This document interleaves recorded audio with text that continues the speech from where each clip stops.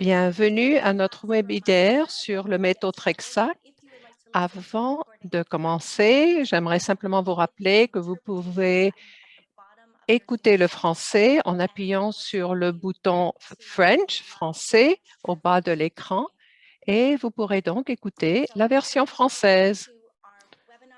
De nouveau, bonjour et merci de vous joindre à nous.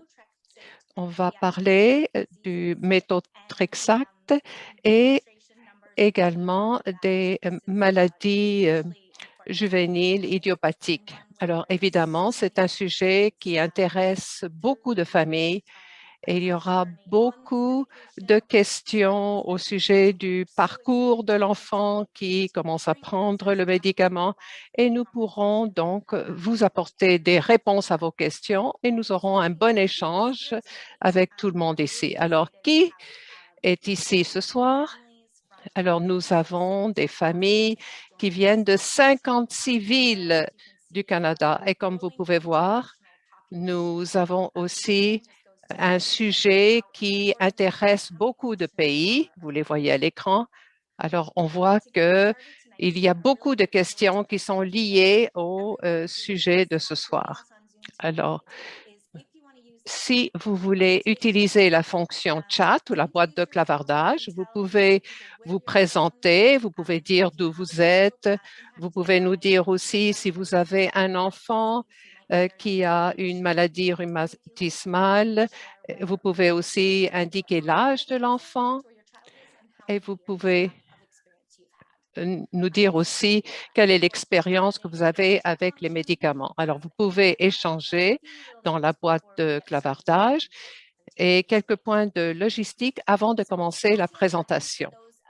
Alors, Cathy and Friends, eh bien, qui sommes-nous? Nous sommes un organisme canadien et nous réunissons des équipes de rhumatologie pédiatrique, des chercheurs, et c'est dirigé par des patients et leurs parents.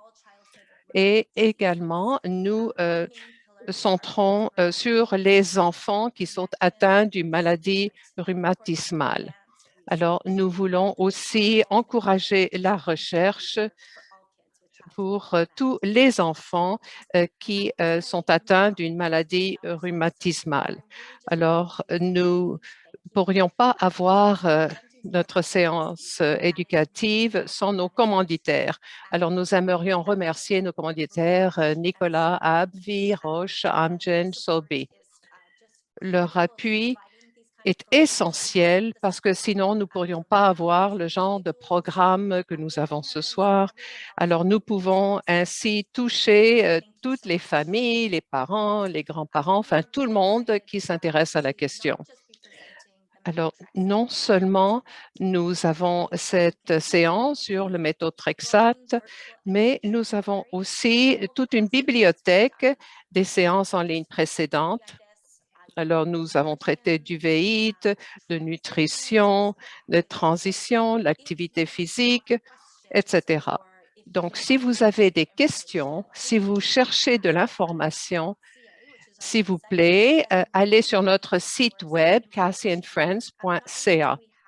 Non seulement nous avons un index pour les foires à questions, mais nous avons aussi un comité de conseillers, de spécialistes qui nous donne donc l'information la plus à jour et la plus exacte. Et nous avons aussi un site COVID et vous pouvez voir ce qu'il en est, surtout en ce qui touche la vaccination. Vous pouvez poser vos questions directement. Je vous encourage à aller consulter donc ces sites-là. Alors ce soir, nous avons une période de questions en direct. Alors, nous avons un rhumatologue pédiatrique qui va nous faire une présentation, mais nous avons aussi un parent et une patiente. Alors, vous pouvez poser les questions et vous verrez qu'il y a un petit bouton Q et A au bas de l'écran Et si vous avez une question au cours de la séance, nous avons aussi reçu des questions, vous pouvez toujours cliquer sur ce petit bouton-là et poser la question. Et nous aurons assez de temps pour répondre à vos questions. En dernier lieu, vous voyez ce qui est à l'écran. Alors, Cassie et Friends est une application tout à fait sécuritaire en ligne et vous pouvez connecter avec d'autres parents. Et nous pouvons ainsi poursuivre la discussion. Alors que ce soit ce soir ou un autre moment, si vous avez une question, si vous voulez parler à un autre parent, si vous voulez partager votre expérience, vous pouvez utiliser l'application ou plus tard, vous pourrez aller voir cassieandfriends.ca Support Network. Et maintenant, le vif du sujet. Donc, j'ai vraiment un grand honneur de présenter nos conférenciers. Alors, nous avons une maman et son enfant qui vont faire une présentation et vont parler de leur expérience. Et nous avons aussi un médecin spécialiste. Alors, Abby Mazon est une patiente. Elle a eu le diagnostic d'arthrite juvénile idiopathique au très jeune âge de 15 mois. Depuis, elle a eu divers traitements et médicaments, dont le méthotrexate, pour soigner son AGI et son uvéite. Alors, on a pu connaître Abby grâce à Cassie et Friends. Et donc, on sait qu'elle aime beaucoup le hip-hop, elle aime la gymnastique. Et maintenant, elle fait toutes sortes d'activités normales de son âge avec ses amis. Et ce qui est très important, c'est qu'en 2019, elle a eu un prix de leader pour Cassie et Friends. Elle a apporté beaucoup à Cassie et Friends. Sa contribution est tout à fait précieuse. Et Abby est accompagnée de sa maman, Amy Mazzone. Donc, elle a 2 enfants. Et sa fille Abby souffre donc d'arthrite juvénile idiopathique depuis plus de 12 ans. Donc, elle a vu les hauts et les bas associés aux traitements médicaments administrés à sa fille. Et peut-être vous pourrez apprendre de l'expérience de Amy. Également, je veux dire, Amy, elle fait de très bons gâteaux. Et puis, elle a travaillé à la campagne des enfants qui a d'autres enfants. Elle est une participante très active. Elle appuie la recherche. Et puis, Amy et Abby travaillent avec le docteur Jaime Guzman, qui est notre rhumatologue. Et ce sont des parents qui veulent vraiment approfondir l'arthrite juvénile idiopathique et en connaître le plus possible. Donc, sur ce, je vais céder la parole à Amy et à Abby. Abby, nous avons un très grand nombre de participants. C'est extraordinaire, 61 participants, mais j'arrive pas à les voir. C'est peut-être bizarre, mais c'est comme ça. Alors, moi, je m'appelle Amy Mazzone. Alors, je suis très contente de pouvoir vous parler de notre expérience, de l'expérience de notre fille, de parler aussi de ses traitements. Et j'espère que ça sera utile. Nous pourrons aussi répondre à vos questions. Nous avons eu toute une expérience, on pourra la partager avec vous. Alors, ABD, oui. Donc, vous pouvez poser vos questions, soit que vous commenciez le médicament ou autre. Alors, ABD, elle a eu son diagnostic et puis on peut peut-être vous donner certains conseils. Je peux aussi vous parler des progrès réalisés par Amy. Alors, je vais vous dire certaines choses, mais je vais essayer de ne pas prendre trop de temps parce que j'ai tendance à beaucoup parler. Alors, il y a beaucoup de parents qui parlent des enfants et ils nous disent que ça a pris beaucoup de temps avant que le diagnostic soit prononcé, mais nous avons eu de la chance Nous l'avons su assez tôt. Alors, elle ne pouvait pas marcher et elle ne voulait pas marcher à 15 mois. Elle courait, mais elle ne voulait plus marcher. Alors, on a vérifié les orteils, on a pris son pouls, on a vu si elle avait de la fièvre et puis ça n'allait pas du tout. Et puis, elle avait aussi des crises de nerfs aussi. Et puis, je me demandais ce qui se passait. Alors, on a été voir le pédiatre à la clinique externe. Et puis, moi, je sentais bien qu'il y avait quelque chose qui n'allait pas. Je ne savais pas trop quoi. Alors, on a eu un diagnostic à ce moment-là qui a été confirmé lorsqu'on a été au service de rhumatologie. Alors, Abby a commencé tout de suite à prendre du naproxène.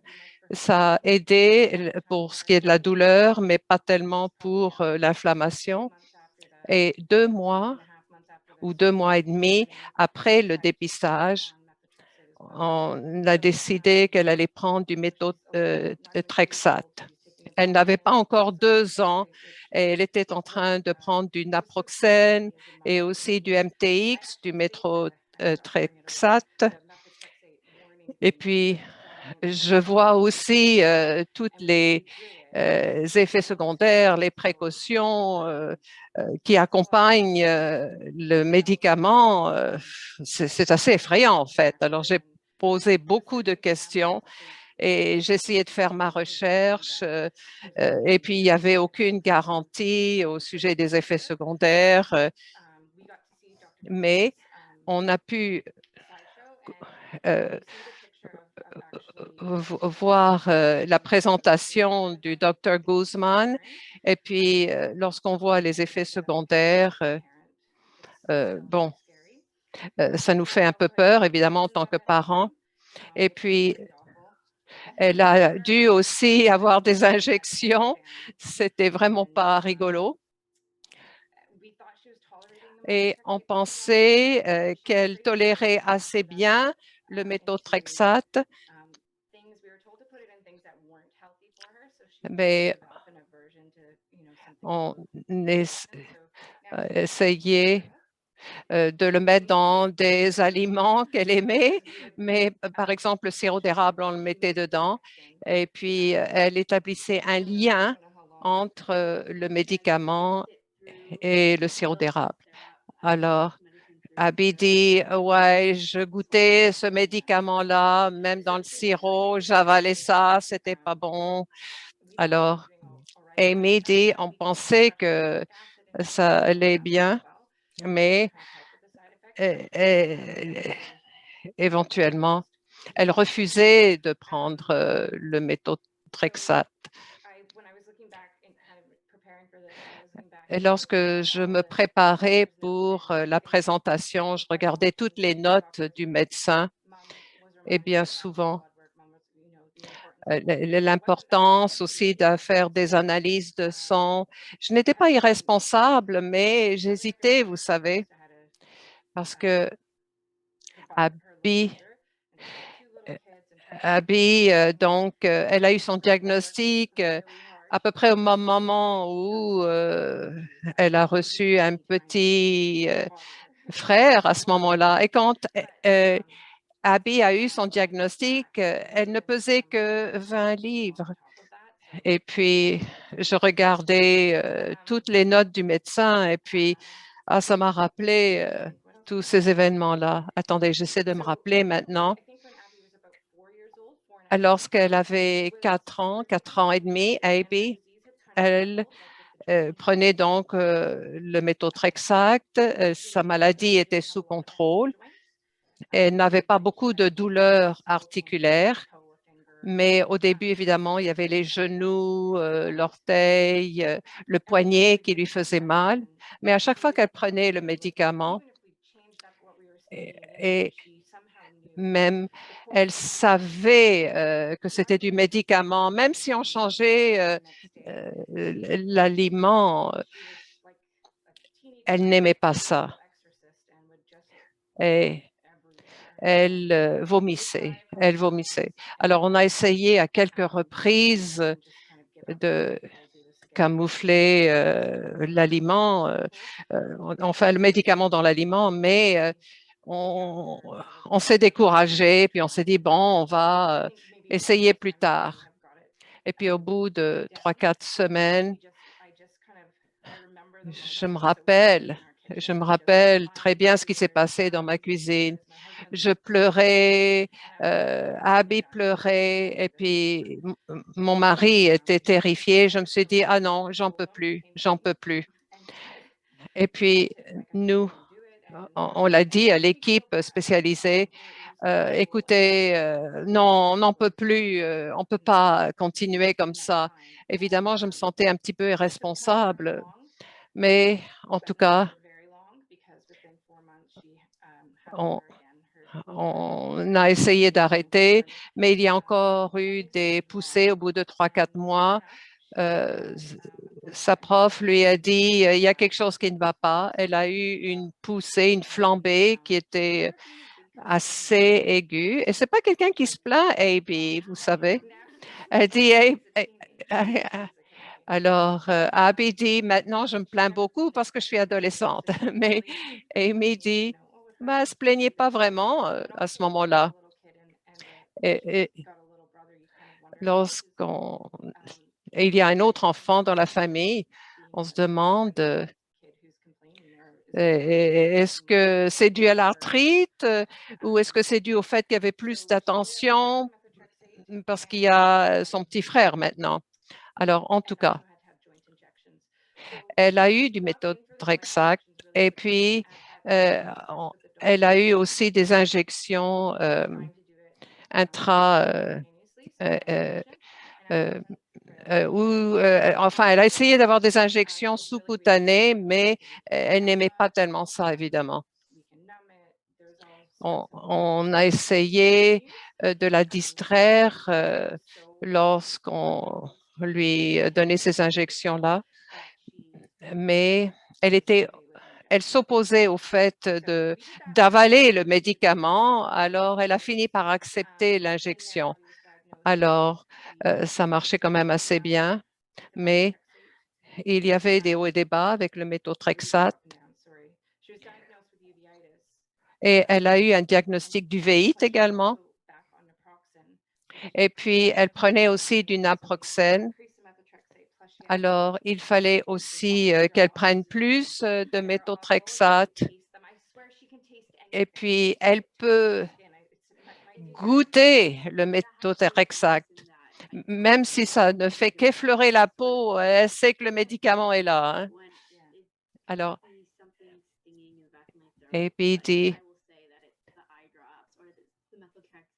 eh bon, j'avais aussi des gouttes pour les yeux, j'avais le méthotrexate. Je ne sais pas ce qui n'allait pas. Alors, il y avait de l'anxiété liée aux médicaments parce qu'il y avait beaucoup d'effets secondaires. Et ensuite, elle a eu une allergie en naproxène. Il y a eu une réaction cutanée, tout son visage avait une éruption aussi cutanée, donc sur la peau. Et puis, son petit frère pleurait. Et puis là, je me suis dit, bon, il fallait qu'elle arrête le naproxène parce qu'elle avait une éruption cutanée. En tout cas, tout ça, c'était très stressant.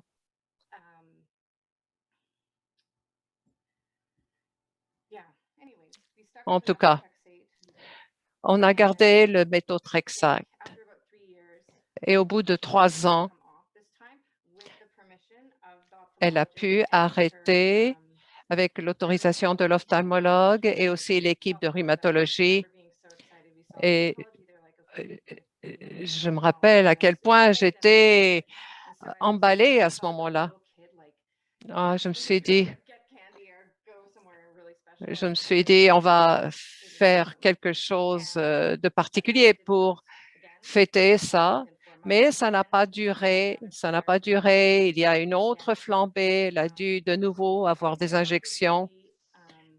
Et je crois que les médecins prennent ça au sérieux Parce que vous savez, on a affaire à des petits-enfants et puis les enfants croissent, évidemment.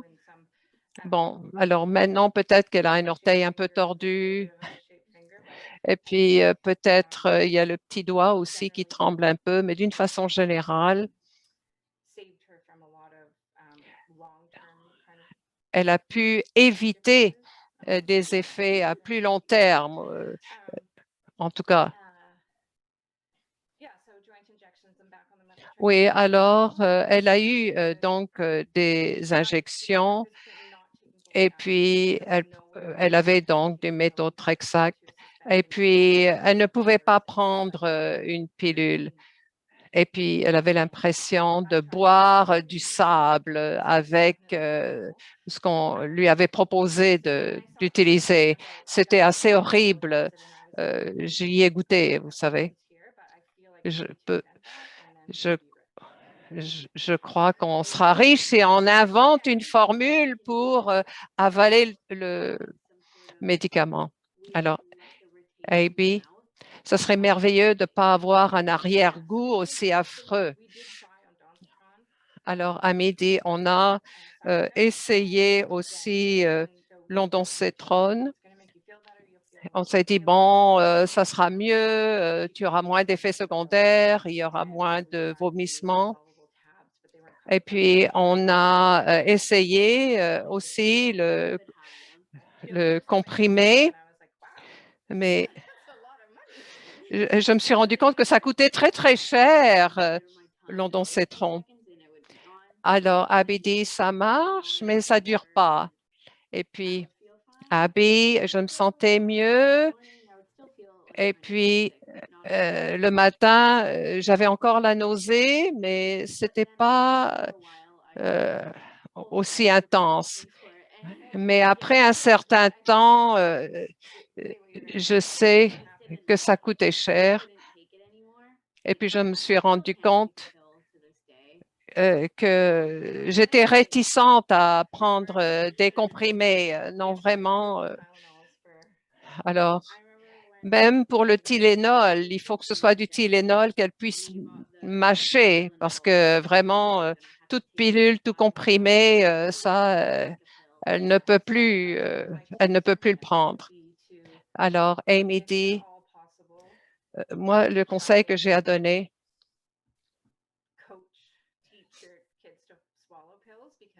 c'est d'essayer d'apprendre aux enfants d'avaler des pilules parce que euh, nous avons essayé toutes sortes de choses, mais avec l'ondansetron, on s'est rendu compte que Abby avait de l'anxiété et puis elle avait un pansement qu'on lui mettait. Et puis, toute odeur, tout, ça la rendait malade. Alors, Abby dit, oh, bon, ça marchait aussi. Je mettais de la crème et j'aimais bien parce que si j'avais une crème qui m'aidait à supporter l'injection, mais ensuite, je pouvais sentir le tampon qu'on mettait sur le bras ici, et puis je me sentais vraiment pas bien. J'avais de la nausée, et puis même quand on mettait la crème une heure avant, je commençais à me sentir malade. Alors, ça lui donnait de l'anxiété. Et je ne veux pas diminuer les effets secondaires, mais l'anxiété était très importante. Donc,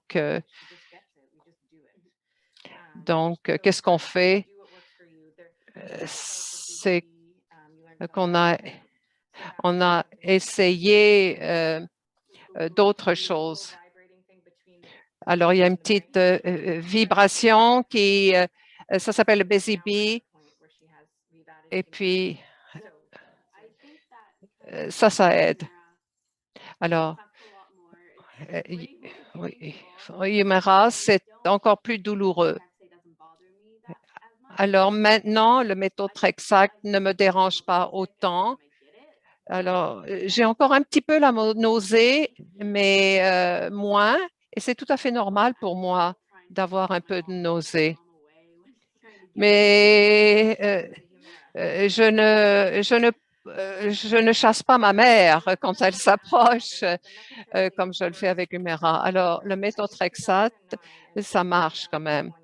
Alors, de 2009 à 2020, nous avons ajouté l'Humira et donc, ça a bien fonctionné. Maintenant, pour ce qui est de méthotrexate, elle a une dose assez élevée pour le méthotrexate, mais elle avait quand même des flambées dans le genou et au pied. Alors, il fallait faire une injection articulaire. Et donc, elle prend encore du méthotrexate et aussi le Mera. Et également, j'aimerais dire que Abby a été voir un conseiller pour l'aider, pour lutter contre son anxiété. Je crois que ça l'a aidé. Ce n'était pas nécessairement lié aux médicaments ou à la maladie. Alors, Abby dit, je me rappelle un jour, euh, je, je disais que je voulais retourner à la maison, puis j'ai commencé à faire certains exercices qu'on m'avait proposés, mais ça ne marchait pas. Mais peut-être, dit Amy, euh, donc le cerveau vous parle, mais le corps, lui, dit autre chose. Mais quelquefois, l'esprit vous aide à vous en sortir, mais d'autres fois, non, on n'y arrive pas. Le cerveau n'a plus le contrôle. Alors, est-ce que tu veux parler des avantages et des inconvénients? Oui, dit Abby. Alors, le méthotrexate, ça m'a aidé. Oui, ça m'a aidé pour la maladie parce que je sais que j'avais arrêté le méthotrexate, mais à ce moment-là, j'avais des flambées. Et les deux fois que j'ai arrêté le méthotrexate, les flambées sont venues. Mais évidemment, le méthotrexate me donne la nausée. Euh, D'autres personnes n'ont pas la nausée, mais comme dit Amy, il y en a d'autres qui peuvent avoir des maux de tête aussi. Les effets sont multiples. Alors, Abby dit, moi, je le reçois une fois par semaine, oui. Le jeudi, je crois. Amy dit, on essaie de choisir la même journée. Et alors, en tout cas, il y a aussi les analyses de sang et de savoir qu'on est en bonne santé, de savoir que tout fonctionne bien. Eh bien, je n'aime pas que ça se passe, j'avoue, mais enfin, j'ai aussi des massages chaque semaine et ça aide beaucoup. Oui, massage, ça aide. Et alors, ma mère, elle va faire un petit massage du bras pendant quelques minutes et puis ça aide. Et il y a d'autres médicaments qu'on peut prendre pour se sentir moins nauséeux, si on veut. Et puis, les articulations ne sont pas aussi enflées, on se sent beaucoup mieux. Alors, il y a des inconvénients parce qu'il y a de l'anxiété. Comme je le dis avant, je savais que ça s'en venait, alors j'anticipais, puis je me sentais nauséeuse. Et puis, alors, si ma mère m'approchait avec la seringue, je me mettais à hurler. Alors, il y a quand même un comprimé ou que ce soit la seringue. C'est pas facile. J'aime pas tellement ça, mais j'avoue que ça aide. Alors, moi, euh, j'avais des petites verrues sur les orteils Alors, à chaque fois, l'équipe de rhumatologie disait, ben, on n'arrivait pas à se débarrasser du méthotrexate. On a persévéré. on- Et puis, c'est vrai que ça retarde la guérison aussi dans certains cas. Alors, même si j'ai des petites plaies, par exemple, sur les orteils, ben, je me rends compte que ça peut retarder la guérison. Et puis, après un certain temps, l'organisme n'aime pas du tout les médicaments. Mais alors, mon corps réagissait. Alors, on a une réaction à ce moment-là. Et c'est tout à fait normal de réagir aux médicaments, même par anticipation. Alors, on a parlé des effets secondaires maintenant également. On a changé le jour, on allait le jeudi, vendredi. Elle se sentait pas très bien le lendemain. Alors, si on le faisait le vendredi, on s'est dit que c'était mieux que de le faire. Alors, si on le fait le vendredi, ah bah, votre fin de semaine est foutue, quoi.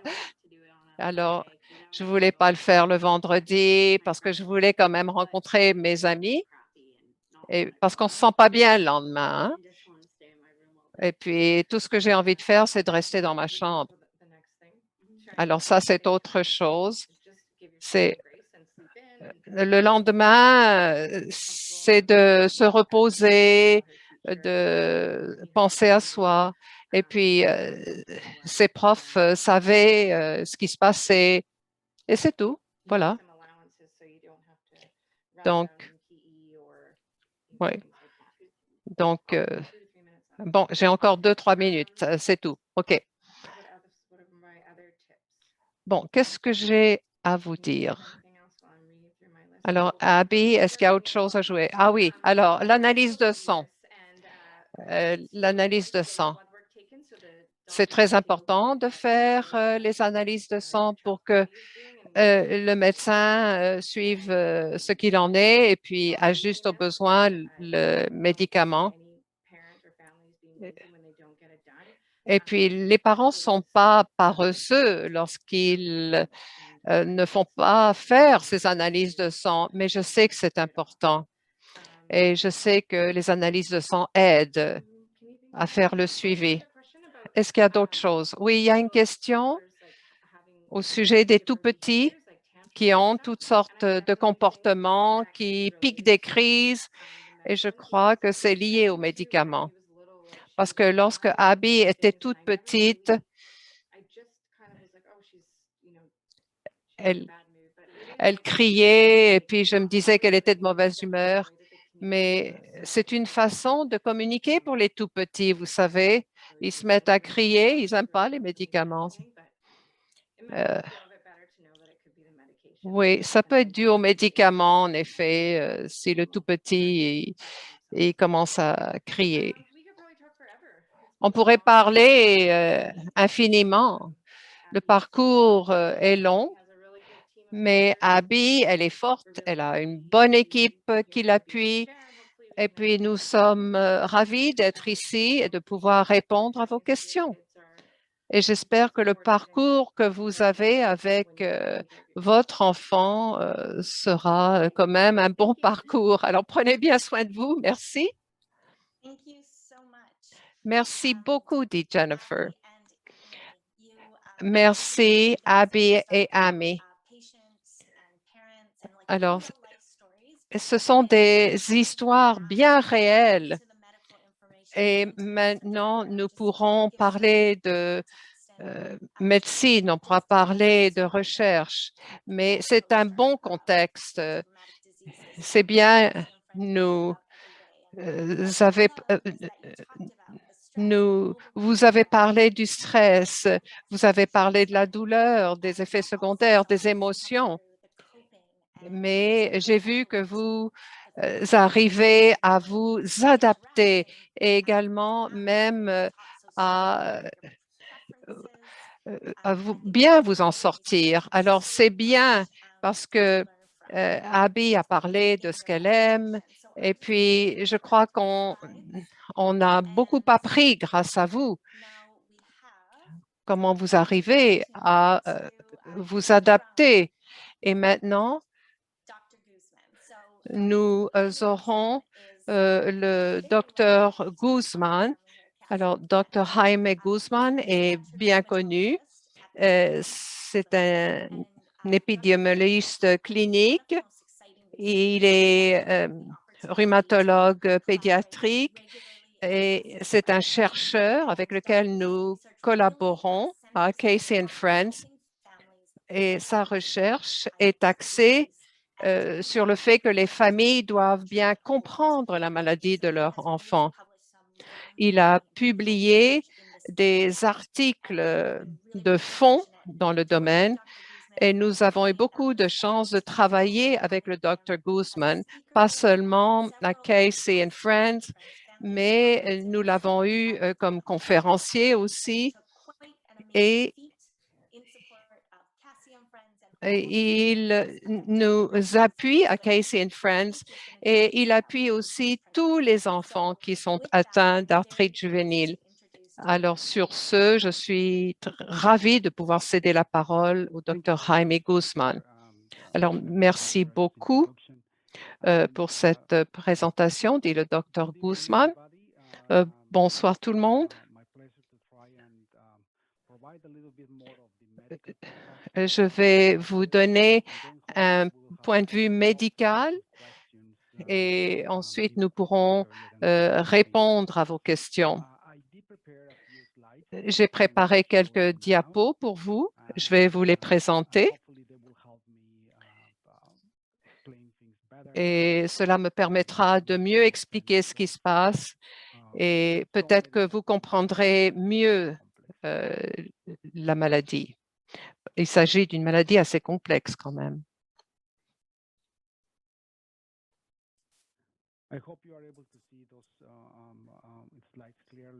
J'espère que vous voyez tous mes diapos. Alors, le sujet, c'est le méthotrexate et l'arthrite juvénile.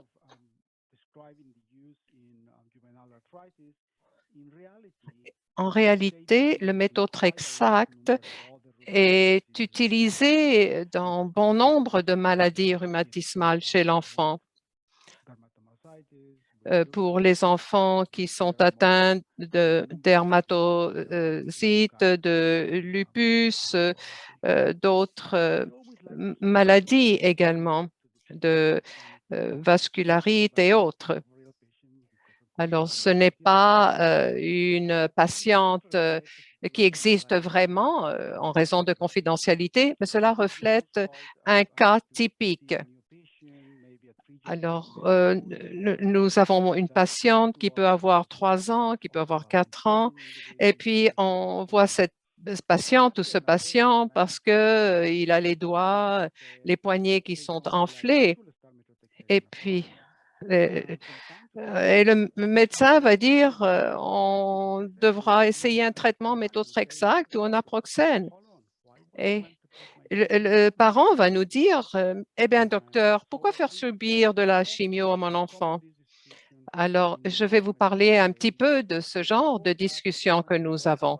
Mais avant, j'aimerais être sûr que tout le monde comprend les fondements de la maladie. Alors, c'est quoi au juste l'arthrite juvénile idiopathique? Alors, A, c'est pour arthrite, J pour juvénile et I pour idiopathique. Alors, idiopathique, ça veut dire cause inconnue. J, c'est juvénile, c'est-à-dire avant l'âge de 16 ans. Et arthrite, ça veut dire gonflement. C'est un gonflement articulaire qui dure plus de 6 semaines. Alors, comme vous l'avez entendu dire de Amy et de Abby, quelquefois, les gonflements articulaires sont de courte durée et il faut attendre à ce moment-là. Pourquoi? Parce que il peut y avoir d'autres causes. Alors, par exemple, réaction à un virus. Et en général, ces enflures ou ces gonflements finissent par disparaître. Donc, lorsqu'on parle AJI, il faut attendre. Au bout de 6 semaines, on voit si ça dure ou non, ce gonflement articulaire. Donc, les rudiments, c'est que l'arthrite juvénile et autres maladies rhumatismales pédiatriques sont dues à une immunité et une inflammation mal dirigée. Pourquoi mal dirigée? Parce que souvent, la cible, ce n'est pas la bonne cible. Alors, ce sont les articulations qui sont affectées. Ce n'est pas une question de microbes. Alors, quelquefois, il y a trop d'inflammation. Bon, c'est parfois normal d'avoir une réaction, l'organisme réagit, mais s'il y a trop d'inflammation ou si cette inflammation dure trop longtemps, eh ben, à ce moment-là, il peut y avoir une maladie sous-jacente. Parce que dans le cas, il y a une mauvaise direction, si on veut. Alors, la plupart des médicaments antirhumatismaux visent à atténuer l'inflammation et l'immunité. Alors, comment cela fonctionne au juste? C'est d'abord, on analyse l'identification, l'étiquetage, si vous voulez. Donc, il faut voir ce qu'il en est. Et ça, c'est l'immunité. L'immunité, c'est la question d'identification. C'est-à-dire que, euh, bien sûr, c'est fait par les globules blancs. Et ensuite, il y a de l'inflammation et elle se débarrasse à tout ce qui est là. Et qu'est-ce qu'on fait au juste? Il y a, par exemple, on se débarrasse d'agents infectieux, les bactéries ou autres, ou encore il y a des lésions tissulaires. Ça fait quelquefois partie de la guérison, mais peut y avoir une suppression à ce moment-là aussi. Et ça, c'est le même système qui est utilisé pour se débarrasser de cellules cancéreuses. Et les êtres humains produisent des cellules cancéreuses tout au long de leur vie, mais ils ont besoin du système immunitaire qui permet de lutter contre le cancer, en fait. Alors, il y a une immunité innée et puis une immunité acquise aussi. Alors, tous les traitements d'arthrite juvénile idiopathique, ça présente des avantages, des inconvénients. Alors, évidemment, ce qu'on veut, c'est aussi lutter contre l'inflammation. Alors, il y a 4 groupes importants qui existent. Alors, les noms sont là, les noms sont difficiles peut-être à retenir, mais pensez qu'il y a 4 groupes. Alors, premier groupe, ce sont les anti-inflammatoires, par exemple naproxène, anti-inflammatoire non stéroïdien. Et ça, c'est la première ligne pour amorcer le traitement parce qu'ils sont bien connus, c'est simple et puis ça aide dans le cas de douleur et d'inflammation. Ensuite, un certain groupe de traitements, ce sont les corticostéroïdes. Alors, on sait ce qu'il en est, les injections intra-articulaires, il y a la prednisone aussi. Alors, quelquefois, on, on utilise prednisone, c'est une sorte de corticostéroïde et ça existe aussi dans d'autres maladies rhumatismales. Et, et la prednisone aide surtout au début. Le troisième groupe, c'est ce qu'on appelle les médicaments anti-rhumatismaux modificateurs de la maladie, ARMM. Ça veut dire quoi? C'est un groupe que nous avons formé, les ARMM méthotrexate, parce que ça peut prévenir les lésions à long terme. Le méthotrexate fait donc partie de cette catégorie-là. Et le dernier groupe de médicaments, alors ça peut vous donner ici des divers groupes qui existent ou des possibilités, ce sont les médicaments biologiques. Alors, nous avons des noms génériques, l'étanercept, adalimumab, et comme je l'ai dit, c'est très difficile de prononcer certains de ces noms-là. Mais en tout cas, ce sont des médicaments de type biologique. Ils sont assez coûteux, mais ils sont assez puissants aussi, il faut l'avouer. Maintenant, l'absence de traitement présente aussi des avantages et des inconvénients. Alors, il existait un temps où il n'y avait pas grand-chose à offrir pour traiter l'arthrite juvénile idiopathique. J'ai vu beaucoup d'enfants qui ont eu un handicap à la suite de la maladie et je ne veux pas voir ça. Heureusement que les médicaments sont là. Et par exemple, si on a un enfant de 2 ans et lorsque cet enfant-là aura 22 ans, et si on se rend compte qu'il y a une atteinte articulaire, eh bien, il n'y a pas grand-chose à faire. Donc, lorsque je parle aux parents, oui, c'est très important d'essayer de contrôler la douleur, euh, mais on veut s'assurer que lorsque l'enfant aura 20 ans, 30 ans, 40 ans, on veut aussi que toutes les articulations fonctionnent bien. Et donc, il faut faire ce qu'il faut faire dès le point de départ.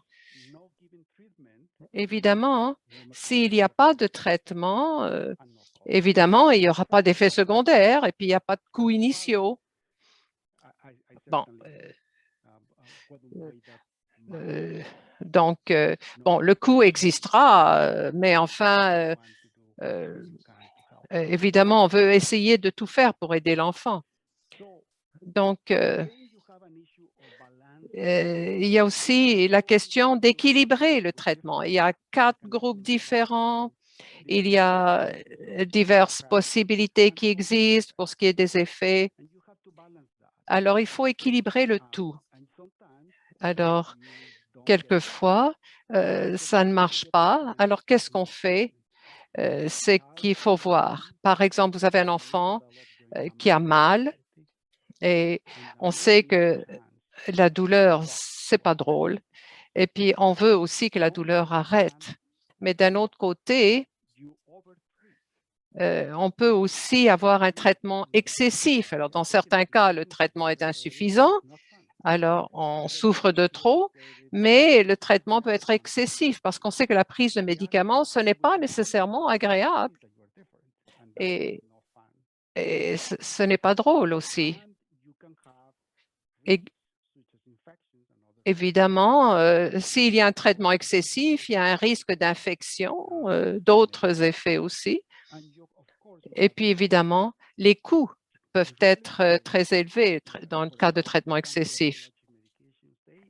Par exemple, les produits biologiques, oui, ils peuvent être puissants, mais ça peut coûter 100 000 $ par année. Et qui peut se permettre d'acheter ces produits biologiques?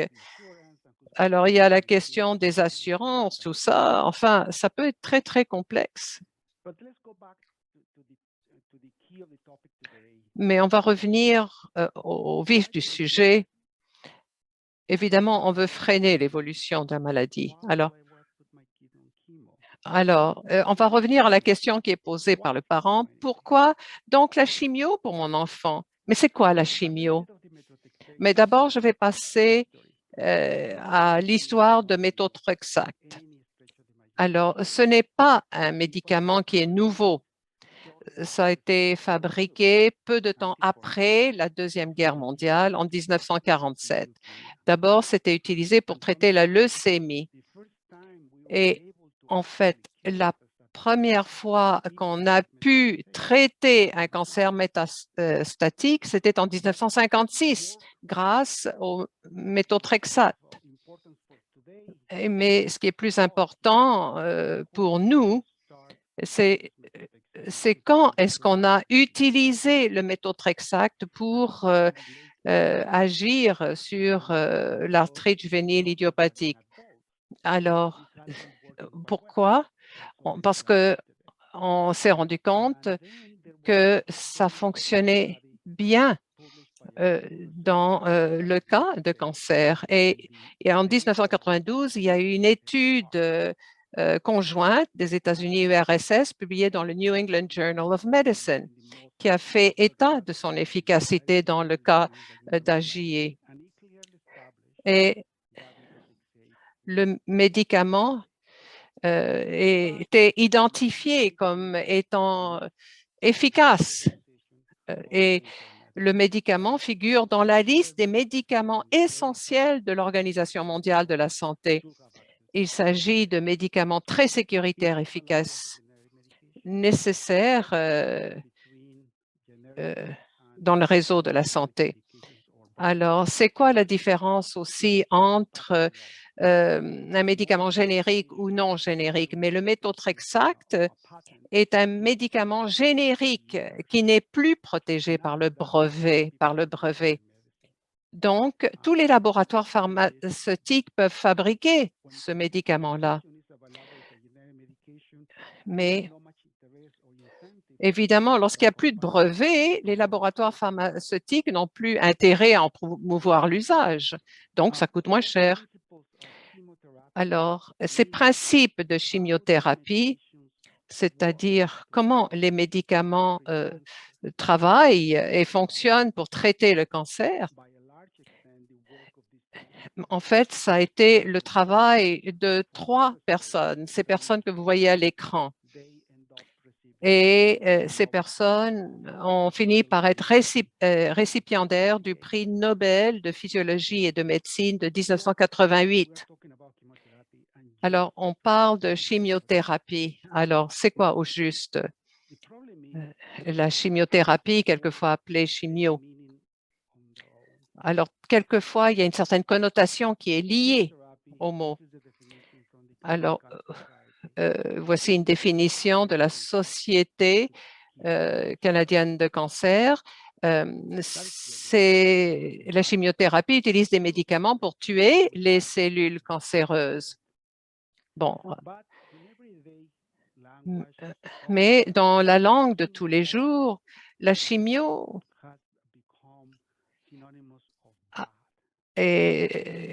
a maintenant une mauvaise connotation car on pense aux effets secondaires.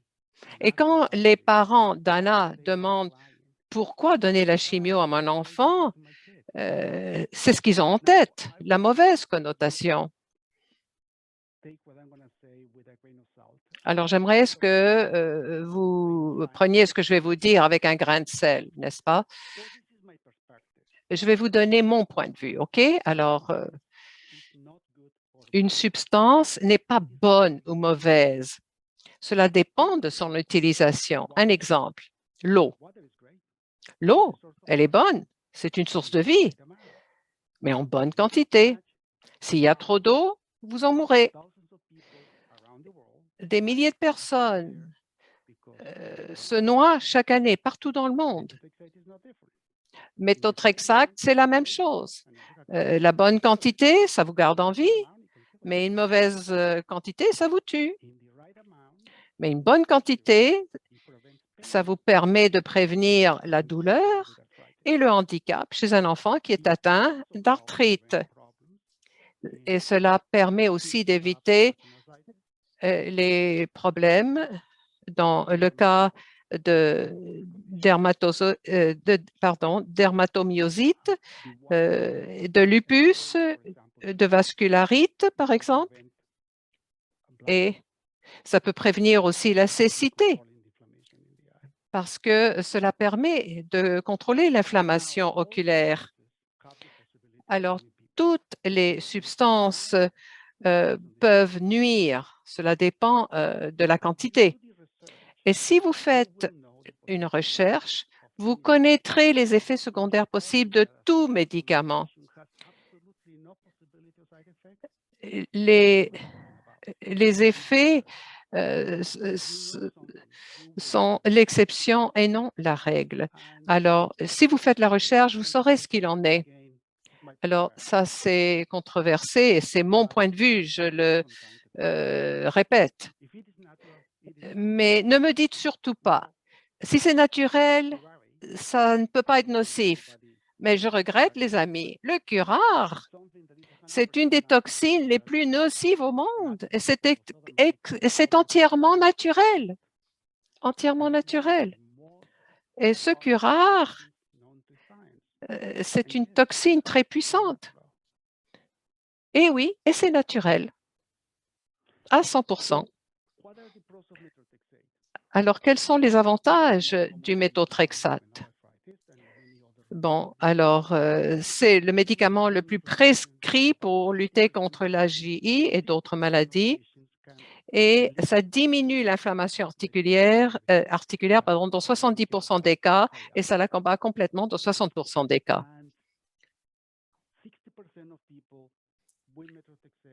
Et lorsqu'on a de l'arthrite, on se rend compte que l'inflammation disparaît. Oui, dans 60% des cas. Alors, j'ai parlé de la quantité, j'ai parlé de la bonne quantité, n'est-ce pas? Alors, le méthotrexate, c'est 1/50 de la quantité qui est prescrite pour le cancer. Donc, lorsqu'on va à la pharmacie pour avoir le méthotrexate, s'il vous plaît, vous pourrez prendre un dépliant et vous voyez tous les effets secondaires. Il y en a beaucoup.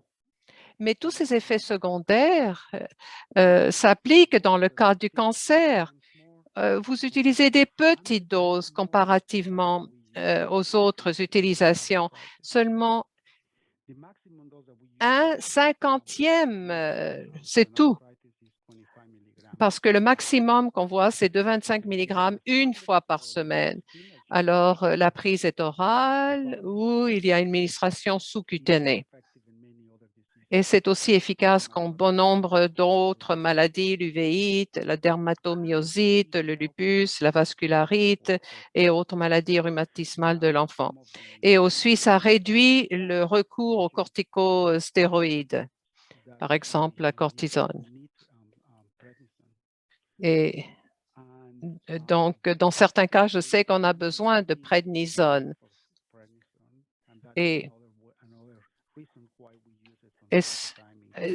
c'est une raison pour laquelle nous utilisons ça aussi chez les enfants. Mais il y a des inconvénients.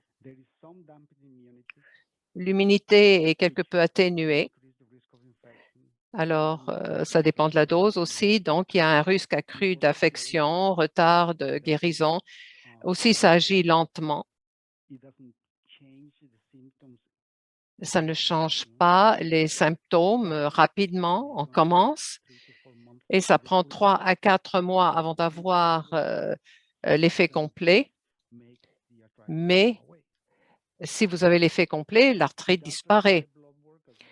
Et comme vous l'avez entendu, il faut faire des analyses de sang parce qu'on veut examiner les effets sur le foie, la numération globulaire. Alors, s'il y a un problème, on va rajuster la dose, mais il faut vérifier pour pas qu'il y ait de problème. Mais ce dont vous avez entendu parler, et ça, c'est l'effet secondaire le plus peut-être important, non pas chez tout le monde, mais ça peut provoquer des nausées et parfois des vomissements. Alors aussi, par exemple, on n'a pas d'appétit, on ne se sent pas très bien 3-4 heures après la prise du médicament. Et quelle est l'importance des risques liés au méthotrexate? Alors ici, dans chaque carré, ça représente 100 enfants qui ont l'arthrite. Alors, on a 10 000 enfants ici et on voit ici les enfants qui peuvent avoir une infection, la possibilité aussi de malignité. Et on sait aussi, lorsqu'on a, par exemple, l'AGI, on voit ici, si on met tout ça en perspective, on va comparer ça, ça vous donne une idée, on va comparer ça au risque de blessure à la suite d'une chute à bicyclette. Alors, on voit ici le nombre d'enfants qui doivent aller au service d'urgence. Ils sont admis à l'hôpital. Et puis ici, on a tous les enfants qui sont sous méthotrexate. Donc, et comme je l'ai dit, chaque arrêt représentait donc un certain nombre d'enfants. Alors, je vais revenir au cas d'Anna. Alors, ça, c'est un problème avec le méthotrexate, c'est la nausée, les maux d'estomac. Mais ce n'est pas uniquement les nausées, le vomissement. Il y a aussi une intolérance. Intolérance au méthotrexate. Et ça agit par association. Par exemple,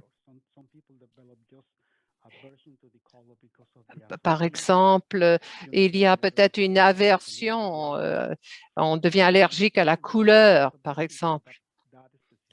Alors, par exemple, une couleur est associée à quelque chose de pas agréable. On a parlé de l'odeur ici. Il y a une association qui se fait dans le cerveau.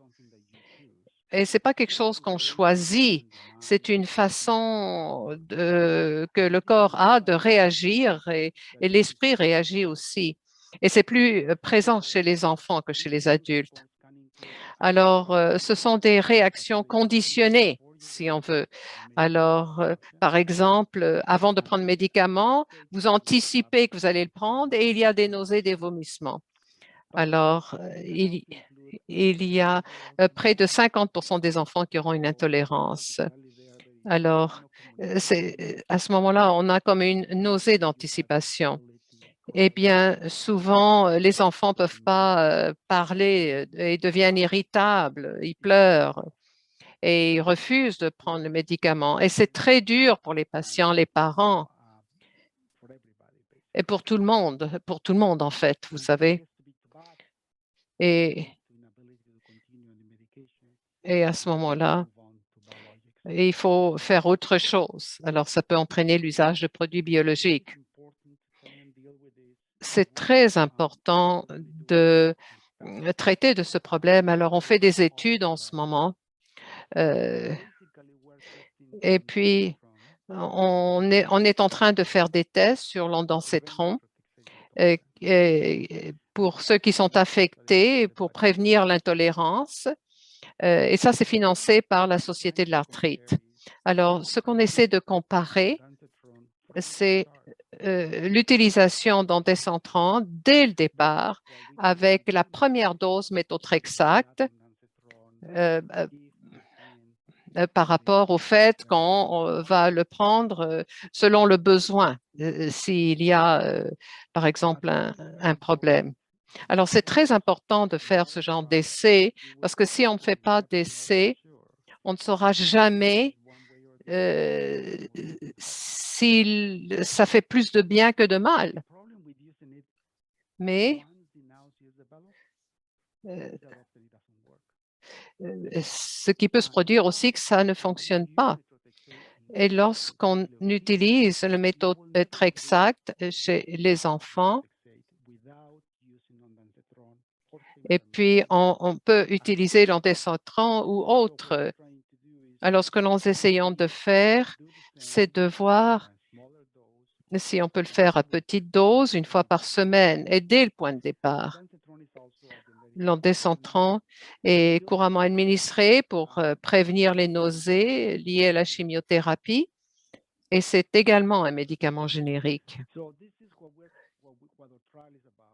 Alors voilà, ce sont les essais que nous faisons et nous espérons pouvoir accroître le nombre de personnes qui prennent le méthotrexate sans problème. On veut augmenter le nombre d'enfants d'au moins 50%. Et puis, Alors, on va voir s'il y a de l'intolérance. Comme j'ai dit, 50% des enfants auront nausées, vomissements. On va essayer de voir si il y a une absence de tolérance si on prend l'ondescétron. Et puis, notre espoir, c'est qu'il y ait une absence d'intolérance à plus de 75% sous ondescétron dès le départ. Alors, voilà ce que nous faisons à You Can Ride for Kids. C'est un parcours de 1200 km à bicyclette de Lake Louise à Vancouver en vue d'accroître la sensibilisation à des traitements adaptés à l'arthrite juvénile. Alors, on y est arrivé. Voilà, c'est tout. C'était ma présentation. Mais j'aimerais vous montrer la photo à gauche. Vous voyez ce que moi j'ai vu lorsque j'ai commencé dans la discipline. Je ne sais pas si vous voyez bien ça sur votre écran, mais on voyait beaucoup d'enfants dans des fauteuils roulants et aussi des enfants qui avaient une posture. Vous pouvez peut-être pas très bien voir, mais on voit ici qu'il y avait des lésions aux épaules, aux poignets, en raison de l'arthrite. Et maintenant, vous voyez à droite, on n'a plus d'enfants en fauteuil roulant. Et puis, on voit ici que la posture, elle est bonne en fait chez ces enfants-là. On voit comment ça a évolué. Alors voilà, c'était ma présentation pour aujourd'hui. Alors merci beaucoup. Maintenant, je vais céder de nouveau la parole à Jennifer. Merci beaucoup, Dr. Guzman. On a beaucoup appris grâce à votre présentation. Je sais que Abby et Amy vont de nouveau se joindre à nous. Nous avons 20 minutes maintenant pour répondre à vos questions et nous en avons beaucoup. Alors, la première question, je crois qu'on va commencer tout de suite avec les questions qui reviennent le plus souvent. Pourquoi le méthotrexate est utilisé avant les produits biologiques? Pourquoi ne pas commencer tout de suite avec les produits biologiques? Bonne question, dit le Dr. Guzman.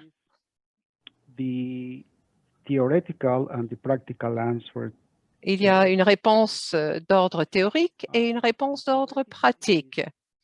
La réponse théorique, c'est qu'on n'a jamais essayé les produits biologiques chez les enfants. Tout seul, non. Avant, tous ces enfants ont déjà reçu le méthotrexate. Et nous n'avons pas 20 années d'expérience avec l'utilisation de produits biologiques. On ne sait pas s'il y aura des conséquences au long cours. Alors, évidemment, on sait que ça agit sur le système immunitaire aussi. Et puis, plus on en apprend sur les produits biologiques, eh ben, on se rend compte qu'il y a moins de problèmes qui ont déjà été identifiés. Enfin, disons, ça c'est la théorie. Maintenant, pour ce qui est du côté pratique, qui va payer pour ces médicaments-là? Parce que si on compare le coût du méthotrexate par rapport au coût des produits biologiques, c'est une différence d'ordre de 100 000 $ par année. Et par exemple, l'assurance maladie que nous avons au Canada ne couvre pas tout. Alors ça, c'est un problème. Évidemment, si j'avais 100 000 $ et puis que j'avais un problème, un enfant qui a un problème d'arthrite, eh bien, oui, je l'essaierai. Mais ce n'est pas tout le monde qui peut se le permettre. Et puis, vous dites que dans 60% des cas, le méthotrexate est tout à fait efficace. Il y a même une rémission. Et ça, c'est très important. 60% des enfants arrivent à ne plus avoir d'arthrite juvénile. Donc, le médicament est efficace. Alors, Dr. Guzman dit Même si les produits biologiques sont puissants, lorsqu'on regarde, analyse les données, on a à peu près les mêmes résultats. 60% des enfants donc s'en sortent bien, mais les produits biologiques n'agissent pas à 100%. Non, c'est la même chose que pour le méthotrexate. Alors, Jennifer dit, je regarde toutes les questions qui entrent. Et puis, on parle beaucoup des effets secondaires. On parle beaucoup des effets secondaires. Ce n'est pas tellement le choix du médicament, c'est surtout les effets secondaires. Alors, la prochaine question. Alors, Abby a déjà parlé des effets secondaires. Mais qu'est-ce que vous prenez comme petit déjeuner le lendemain où vous avez pris le méthotrexate? Alors, moi, je mange la même chose tous les jours. Mais le jour d'après, ça peut dépendre. Si c'est la fin de semaine, je mange rien et je me réveille pas avant midi. OK. Ah, je veux être honnête ici. Mais j'aime bien manger un sandwich aux œufs tous les matins. J'aime bien les fruits, la banane. Est-ce que vous avez beaucoup d'effets secondaires du méthotrexate le lendemain matin et ça dure combien de temps? Quelquefois, oui, je me sens un petit peu nauséeuse. Et puis j'ai aussi de l'anxiété de l'école. Ouais, si je vais à l'école, en tout cas, c'est ça, quoi. Ça dépend. Alors, Amy dit, c'est surtout la nausée, l'anxiété le lendemain. Mais c'est mieux maintenant. Je ne sais pas parce que la dose, elle en prend moins ou je ne sais pas. Mais en tout cas, le matin, c'est pas terrible. Mais en tout cas, elle va se coucher le soir. Mais ça dépend, dit Abby. Quelquefois, ça dure plus longtemps. Quelquefois, ça dure 1 heure, moins d'1 heure. Ça dépend. Alors, on a une question au sujet d'autres effets secondaires. Alors, un très jeune enfant. Alors, je ne sais pas si Abby, vous ne savez pas ce qu'il en est. Alors, par exemple, les yeux qui démangent et puis aussi des suées la nuit. Non, ça m'est jamais arrivé, dit Abby. Non. Mais en tout cas, les orteils qui démangent. Oh, oh, j'ai jamais eu ça. Alors, le Dr. Guzman, est-ce que vous avez eu ça avec le méthotrexate, c'est-à-dire des suées froides et puis vous avez chaud en même temps et puis les orteils qui démangent? Non, j'ai jamais vu ça, dit le Dr. Guzman.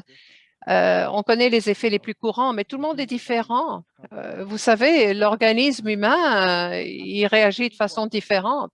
Alors, même si j'ai pas eu ce genre d'effet secondaire, il y a d'autres enfants qui ont d'autres effets et au moment où ils prennent le méthotrexate.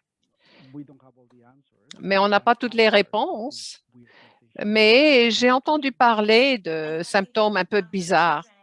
Alors, Jennifer dit, pour les enfants qui sont plus jeunes, c'est vraiment une question d'équilibre entre les effets secondaires et aussi la réaction conditionnée, par exemple, l'aversion. Alors, c'est dû à l'anxiété ou peut-être aussi à des effets secondaires d'ordre physique. Alors, le docteur Guzman dit, il y a peut-être aussi le fait qu'on veut décrire une sensation qui est difficile à décrire.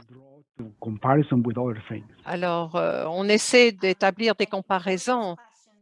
Alors, Jennifer dit, alors comment se débarrasser des réactions anticipées? Alors, on va répondre à vos questions par courriel et puis on va aussi vous envoyer le lien à notre séance sur l'anxiété parce que nous avions une psychologue qui avait parlé de certaines stratégies.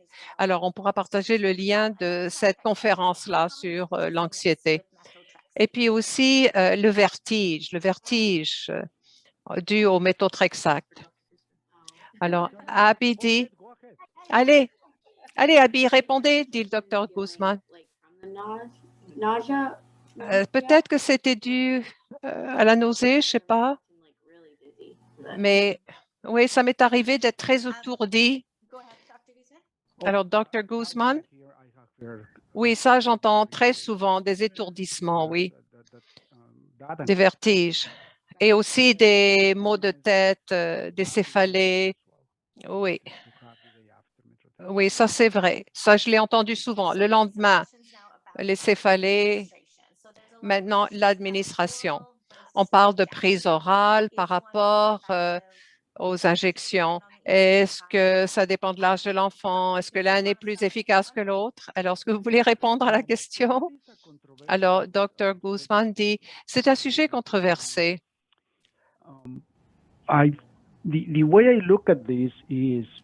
La façon dont je regarde la question,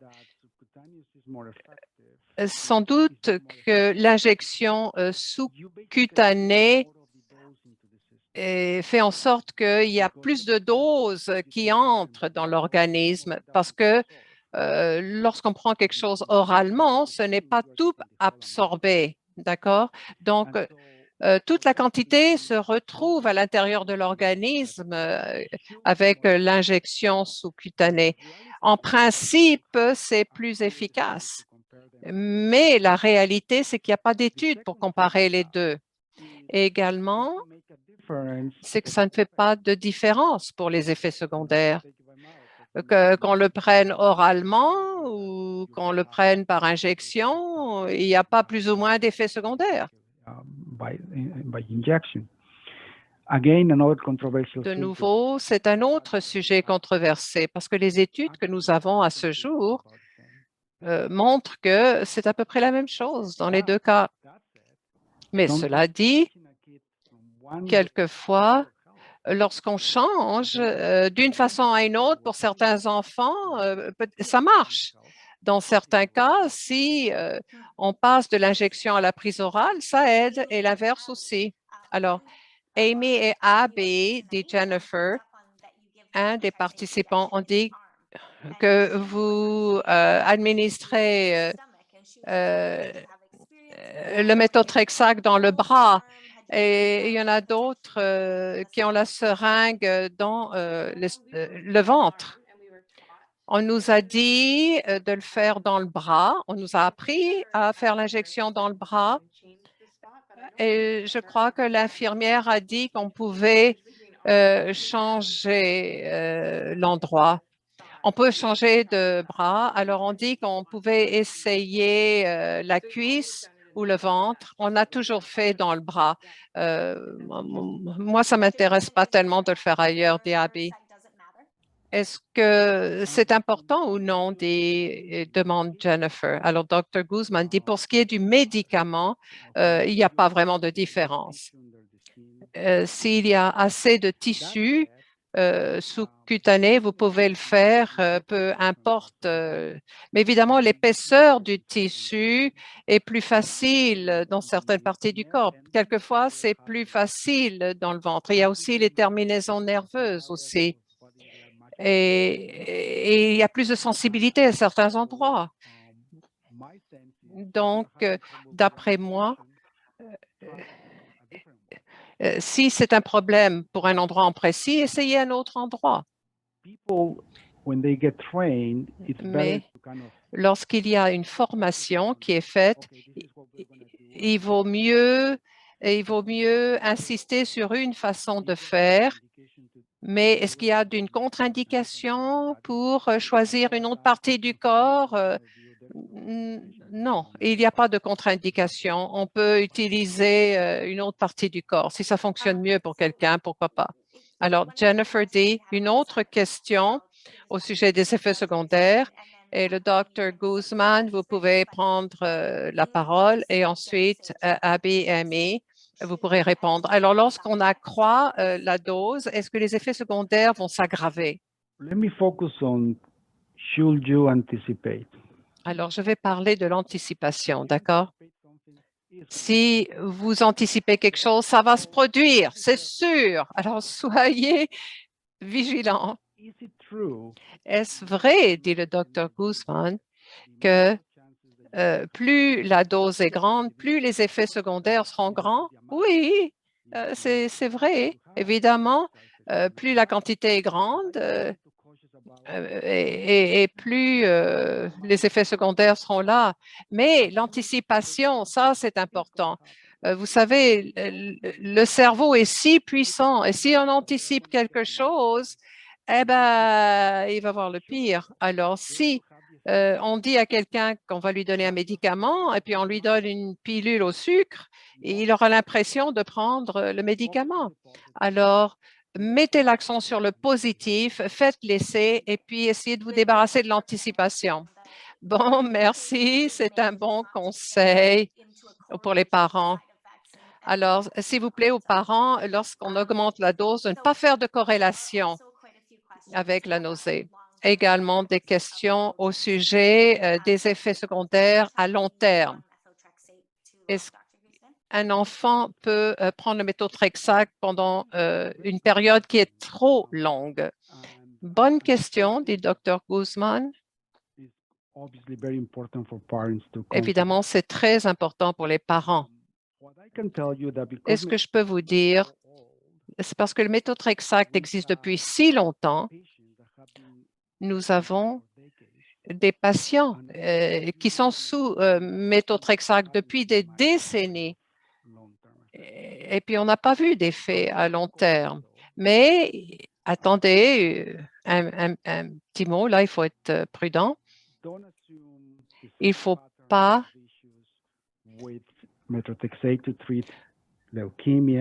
ne pensez pas au méthotrexate qui est utilisé pour la leucémie et l'arthrite juvénile. On sait si on a des doses très importantes pour la leucémie et pour les enfants qui ont de la leucémie, par exemple.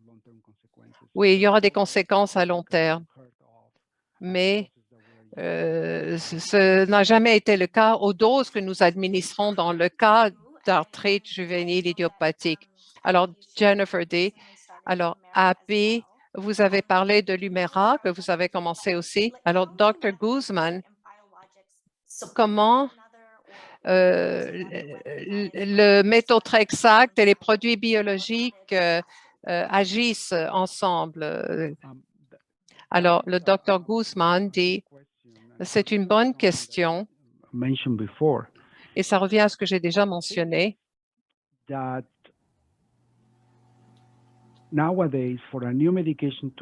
Pour qu'un nouveau médicament soit disponible pour l'usage, il faut qu'il y ait des essais bien faits. Et tous les essais, pour ce qui est de l'utilisation de produits biologiques, toutes ces études ont combiné le méthotrexate. Donc, on ne sait pas si on peut utiliser uniquement les produits biologiques et que ça aura un effet. Chez les adultes, il y a des études qui comparent les deux. Et il semble que si on combine les deux, c'est mieux. Mais on ne sait pas au juste ce qu'il en est des enfants. On n'a pas d'études. Peut-être que c'est la même chose. On n'en sait rien. Abby, vous avez ajouté l'Humira. Et comment vous vous sentez maintenant? Abby dit, je prends l'Humira toutes les 2 semaines. Ce n'est pas toutes les semaines parce que j'ai le méthotrexate chaque semaine. Et on ne le fait pas le même jour. Lorsque j'ai l'Humira, on ne fait pas le méthotrexate la même journée. Et moins j'en ai en une journée, mieux c'est.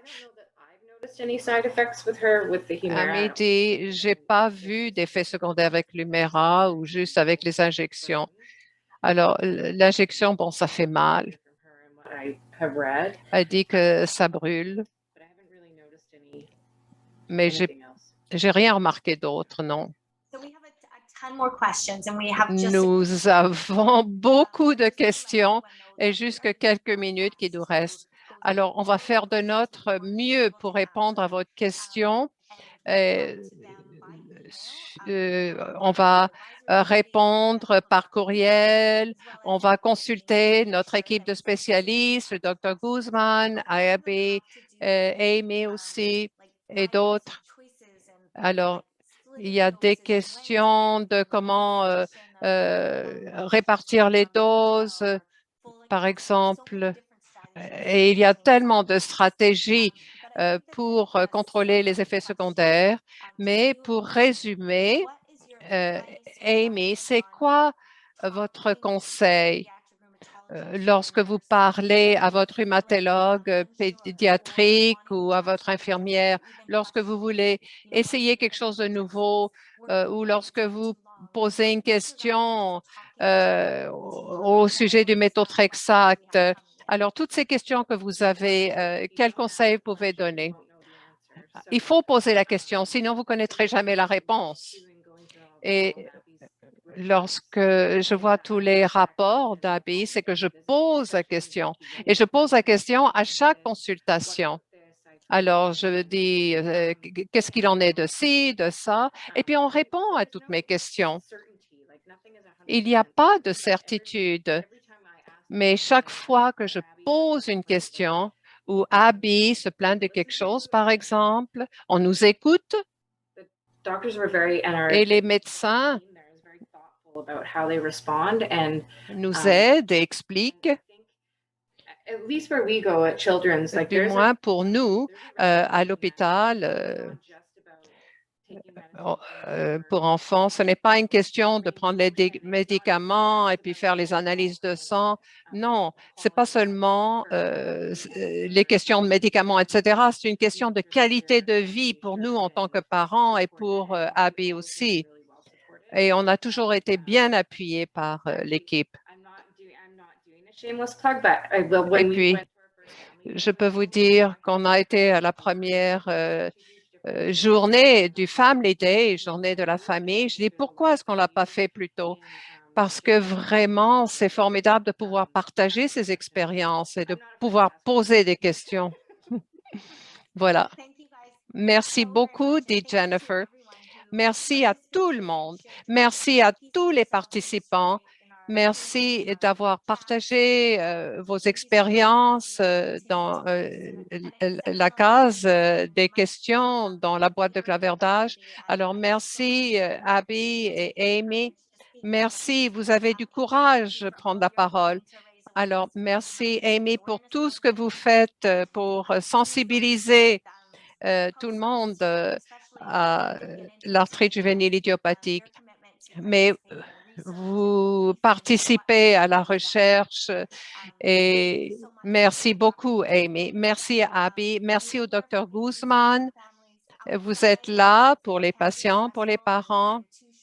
Et puis, merci d'avoir été là en dehors des consultations cliniques. Merci d'être venu à Casey and Friends pour nous présenter votre exposé, pour nous donner vos conseils, pour nous parler de votre expérience, de la recherche que vous faites pour aider et changer la donne pour les enfants atteints d'arthrite juvénile idiopathique. Alors, quelques derniers points, et j'ai juste quelques secondes devant moi. Alors, merci. Merci aux conférenciers. Merci infiniment à Abby, Amy et le Dr. Guzman. Merci, c'est très important que vous sachiez que nous avons un sondage juste après la séance. Vos commentaires sont très importants, non seulement pour savoir ce que vous retirez de vos séances et aussi de nous dire quel sujet vous voulez qu'on traite. Alors, le 24 avril, on va parler de maladies rhumatiques rares. Alors, on va on va parler de divers types de maladies rhumatismales, dont le lupus, etc. Ce sera une occasion d'entendre les experts dans les divers domaines et aussi des familles. Et le 29 mai, nous avons le Dr. Louisa Green qui va parler de comment prendre soin de soi lorsqu'on s'occupe d'un enfant. Et elle a beaucoup d'expérience en tant que parent. Elle s'occupe aussi d'enfants qui ont une maladie chronique. Elle a écrit plusieurs livres sur cette question-là. Elle a aussi pris la parole à Casey and Friends. Elle est vraiment extraordinaire. Alors, s'il vous plaît, en dernier lieu, il faut donc maintenir la conversation. Merci beaucoup à tous nos commanditaires et merci à nos amis, à nos familles. Alors, pour le mois qui s'en vient, gardez le contact avec Casey and Friends. Dites-nous ce qu'on peut faire pour vous. Et si vous voulez avoir d'autres séances de ce genre, s'il vous plaît, faites-le nous savoir. Nous avons divers programmes pour les jeunes et autres, et vous pouvez aussi penser à faire un don pour qu'on puisse continuer à appuyer notre collectivité et pour appuyer la recherche pour les enfants qui en ont besoin. Alors, merci beaucoup et passez une bonne soirée. Au revoir tout le monde.